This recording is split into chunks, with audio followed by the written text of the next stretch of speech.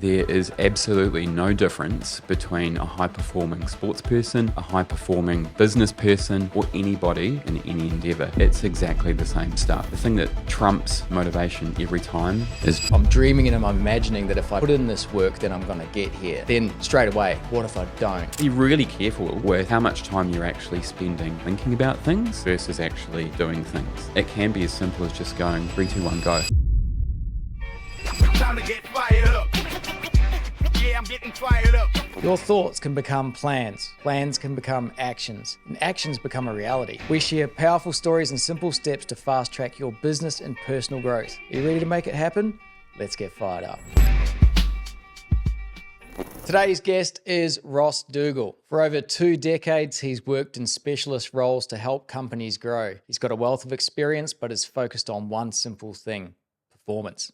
How to get from A to B as quickly as possible. He's also helping his wife to go after big goals, is a dad of 2 young boys, and works for a leading global sports technology company where business meets human performance. A short time ago, he started to race in the demanding sport of off-road triathlons across ocean swimming, mountain biking, and trail running, and he's heading off to the World Championships later this year. If you're keen to learn how to navigate your performance whilst leading a busy life, then stick around. Whenever anybody asks me about someone who can set goals, is disciplined and driven, I always think about this guy here. He is an absolute legend when it comes to performance and getting things from A to B.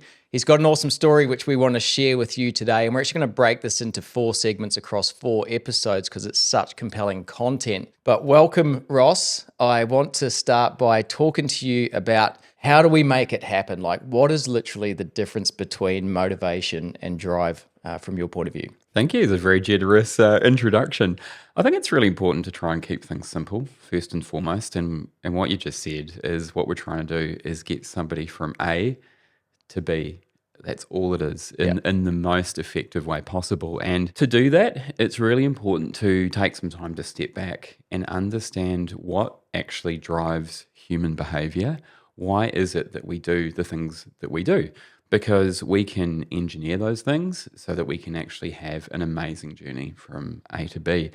And I know that a lot of people like to talk about motivation, and motivation is amazing, but unfortunately it can also be quite temporary. So it wanes. Some days you can be highly motivated, and unfortunately some days you can be not motivated at all. So some of the key things to understand is how can you actually try and beat motivation, and how can you actually be driven in what you do or what you want to do. Yeah, I think that's important, right? Because like motivation, someone said recently, like if that's all it took, then the cameraman and stage crew of Tony Robbins would all be fit and rich because they're just hearing the stuff all the time, right? But it's actually about action.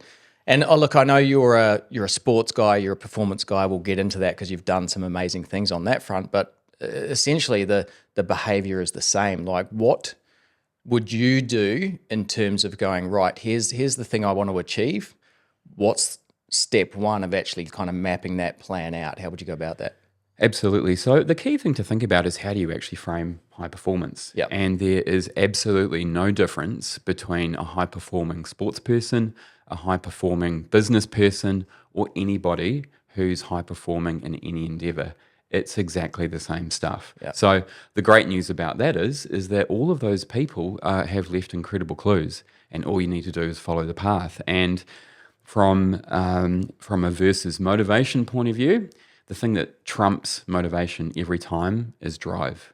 So the thing to understand there is how are humans motivated, and it's one of 2 things.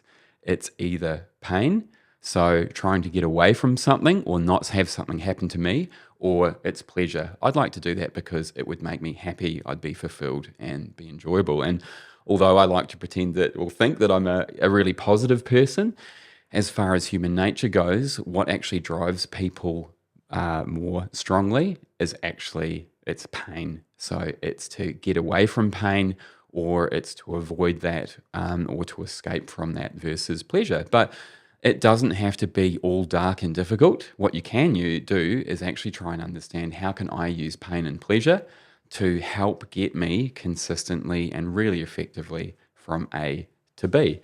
And this is really simply something that happened in my own life. So I was at a point where I was working in a corporate job. I was working 100 odd hours a week. Yeah. For many years, I was doing a 2 hour per day commute.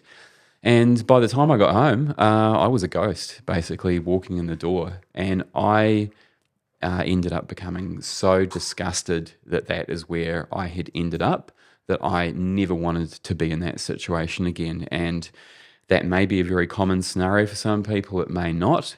But what I found really interesting is that the view in that business was there's so many things that you need to do to be a high performer. You've got to be absolutely crushing hours. You've got to be accessible all the time. You've got to have a work phone and a personal phone and be on top of your emails. And getting away from that and stepping back and having a look at it, it was the complete opposite to a high performance system. Didn't have the energy to be able to focus on the right things. Possibly a group of the most distracted people that I've ever seen, as opposed to trying to follow one task and simply get from A to B. So that's really important. And I think it's really, if you want to try and amplify that, sit back and have a look at what pain am I experiencing? What is that today? And what will happen if that continues over the next 2 years, the next 3 years, the next 4 years, the next 5 years? Yeah. It was a massive concern for me because having a young family, I didn't feel that I was actually able to spend the right amount of time with my kids, support my wife, or if that continued and we're starting to add layers of pain, I might not even be around based on the amount of stress, how I was looking after my body, et cetera, et cetera. So these are the things that you can stack up. So I think that you want to have a really close look at, where am I today? What's the pain that I'm experiencing? But what would that be like in 5 years? And then what you want to do is go, okay, well, what would be, how does the pleasure look? And unfortunately, the pleasure in some of these scenarios is things that people think are really important. So the pleasure may be, well, I'm earning a salary or I have a particular job title. But is that the most important thing in terms of your journey or in terms of where you want to go? And I'm sure you've got some similar thoughts on that as well. Yeah. So there was something I read a few months ago where they did an experiment on, I think it was on a rat, right? And they put a spring onto the back of this rat. And they put cheese on the other side of the cage, and he's like pulling on the spring trying to get to this cheese, right, which is the pleasure. And they measured that pull, and it was at X amount of numbers. Then what they did is that they actually put a cat behind the rat.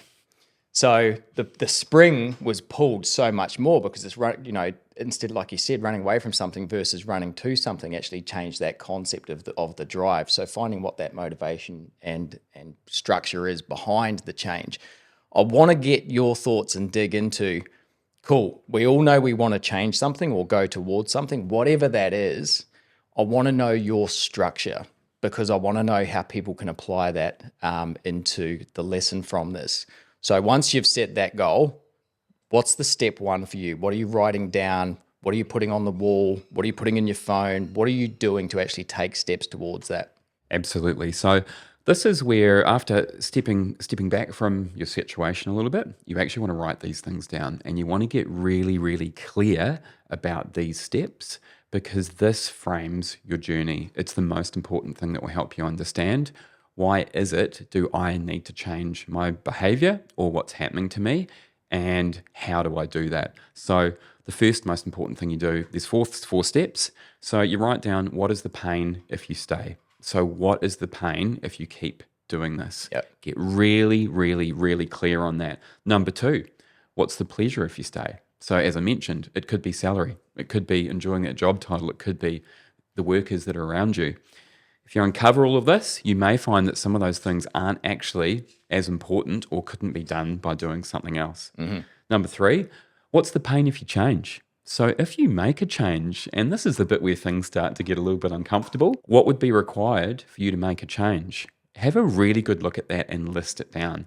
The big things that you might think are quite gnarly here may not actually be that difficult to do. It's just all the thoughts that you associate with them. So that's really important. And then, this is nice and positive, but what's the pleasure if you change?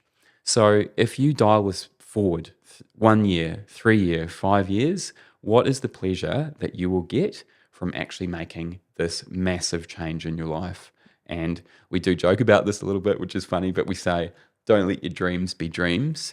But everybody has got the opportunity to design the outcome what they want. Yeah. People's background is not what makes them successful. It's what they're prepared to do. And anyone can do anything. And it's really important to get that across. I think this is what people struggle with because it's so easy to assess your current situation and also reverse look. What do you, hindsight saying? Experience is what you get straight after you needed it, right? Yeah. So you're always perfect to a degree. But So the forward-looking thing is hard because it's like I'm dreaming and I'm imagining that if I put in this work, then I'm going to get here. But then straight away, what if I don't? What if I put in the work and it doesn't happen and all those sorts of things? So what would you recommend for people who are going to like get into that internal battle of what if I don't, what if I can? What would you say is kind of the best way to approach that? I think it's really important to acknowledge that if you're going to be starting to do something new or step outside your comfort zone, it's a human reaction to have these thoughts. But be really careful with how much time you're actually spending thinking about things versus actually doing things. And generally, this is what it will look like. If you have a look at the effort, the training, the work that will be required to do something, it looks like this to get from A to B. The success is only that amount, but that success and how you will feel about that will trump all the worry and everything else that you've gone throughout the process. So it can be as simple as just going 3, 2, 1, go. Yeah. Don't worry about the weather. Yeah. Don't worry about the rain. Yeah. Don't worry about how hard this run might be. Put some cool music on and just put your shoes on. You only actually have to worry about what's the next thing that I need to do. Yeah. That's all you need to do. 100% agree. Look, I think what has worked for me is like, instead of thinking about the result, think about the activity, think about the task. Like if you do the things, the result will come. So stop thinking about the weight loss down the track. Focus on that activity, focus on that exercise, focus on that task and just do it consistently and the results will speak for themselves. Stick around because we're going to stay with Ross in the future episodes as we actually drill down to some of these success measures and implementing plans, and also we'll get into what you've done in your fitness world and your performance world because he's done some amazing things. So stick around for future episodes. Catch you later. If you've enjoyed this episode, then subscribe on YouTube or follow our podcast on your favorite platform. We drop a new episode every week. You'll be doing us a massive favor. If you know someone that would benefit from listening to this, then share it with them. You'll be doing them a massive favor. And if you want the tips, tools, and resources to support you on this journey, then join our exclusive Facebook community and follow our socials. You'll be doing yourself a massive favor.